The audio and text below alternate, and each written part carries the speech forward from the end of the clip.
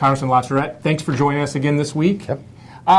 Wanted to talk to you a little bit about what we expect to see Congress do over the next couple of months before the summer recess, before the August recess. Of course, given the dysfunction we've seen in Washington, it might be a better question of what aren't they going to do over the next couple of months. And I wanted to start first with the thing that we know is going to be happening, particularly in the House. It's to talk about a lot of these scandals that have overshadowed a lot of what the Obama administration has been trying to accomplish. The most serious one being the IRS scandal, which we've talked about before. But then there's a new one this week with the revelation that Verizon was forced to turn over tens of millions of phone records to the federal government. My question is what do you think, how do you think that you see these scandals playing out over the next couple of months before August? Well, the good news for the president and the administration are that recent polling suggests that while Americans think that the IRS special attention to conservative groups was politically motivated, it hasn't yet sort of hit the president's popularity. It's hit the administration and government in general, but it hasn't quite reached the administration. The problem with the new revelation about the Verizon records and basically collecting telephone calls from millions of Americans is the president runs the risk of alienating his left. I mean, this was a program that was heavily criticized by his party when it was administered by the Bush administration. As a matter of fact, in today's news, it was that when President Obama was Senator Obama, he was one of the 12 Democratic co-sponsors of a bill that would have prohibited this type of activity from taking place. So they still have legs, and it seems every day something new is coming out.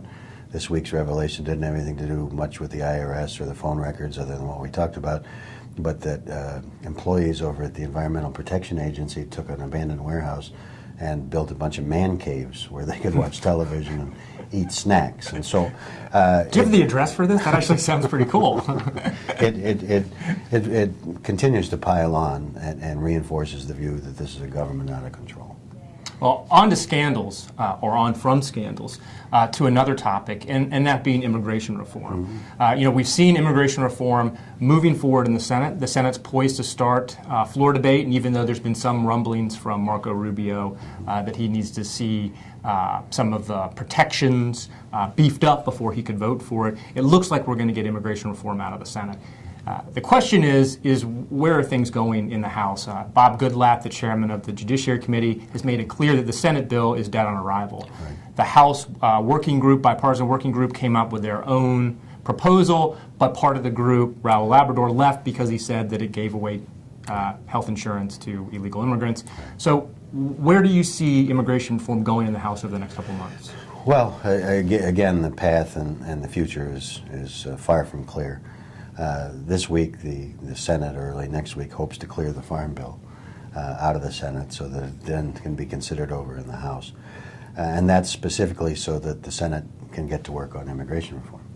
And immigration reform is expected to clear the Senate, except one of the problems that's popped up that has a political side to it is that the Majority Leader, Senator Reid, is threatening to adopt a nuclear option.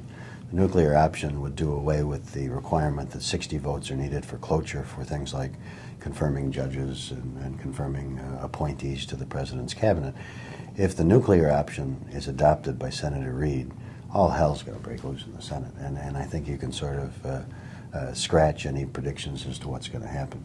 But if that does not happen, immigration reform should be in pretty good shape.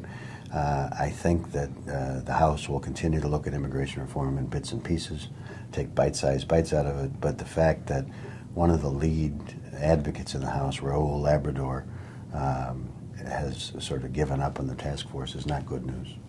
You mentioned the nuclear option.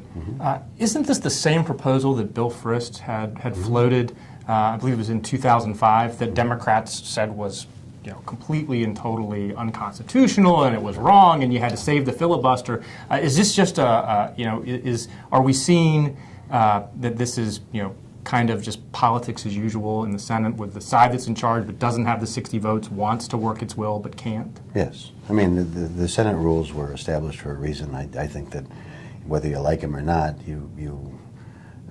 it's mischievous to try and change the rules. And I think you live to regret it. I mean, a lot of people are thinking that the Republican Party can become the majority party in the Senate after the midterm elections. And if the Democrats are successful in forcing through the ending of the 60-vote requirement for cloture, well, they may live to regret it in the next session of Congress. And so, I really wish people would, sort of work together better rather than trying to figure out ways to change the rules or skirt the rules to suit their purpose. Well, you mentioned working together, and you had mentioned the Farm Bill earlier. And I know I've heard you talk several times about how there was a time in Congress where there was pieces of legislation that no matter how deep the divide was on other issues, members of both parties got together and worked on them. The transportation bill, right. The Farm Bill is one of them. Yep. The Senate is poised to pass the Farm Bill by a wide bipartisan margin, is likely. And there's some talk about fiscal conservatives in the House putting up opposition to the Farm Bill, particularly over things like farm subsidies and food stamp program. Where do you see that going? I don't know how they're going to solve the problems. The difficulty with the House bill, from my perspective, I mean, it's called a Farm Bill, but by and large, most of the money in the appropriations process goes to the SNAP program, which is the food stamp program, and that causes conservative Republicans, a lot of problems. And if you look at the mark that's coming out of the House, the cut, which is I think about $35 billion, it all comes out of the food stamp program.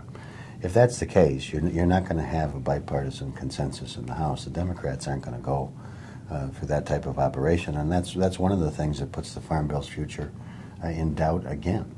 And so, again, as with all of these other issues, to be determined. Well, and this brings us to a broader question about the appropriations process. And part of the conflict we're seeing here is that the Senate is working under the assumption that the sequester is going to be lifted. Right. And so they're working on a higher top line than the House is. The House is working under the assumption that the sequester is going to remain in place. Yep. And so it seems like on each one of these bills that are moving forward, we've got kind of wildly different positions between the House and the Senate, and that seems to be the fault line. And my question is at the end of the day, who do you think prevails on most of these bills? Do you think it is the tax-cutting or budget-cutting conservatiors in the House, or do you think it's more free-spending senators who carry the day on the majority of these bills? I think they both lose. This week, they were clearing in the House, at least, the Homeland Security Appropriations Bill. That'll be followed by the defense bill and the military construction quality of life that takes care of our servicemen. That'll probably pass because nobody wants to go home and say they didn't take care of defending the country and didn't take care of our veterans.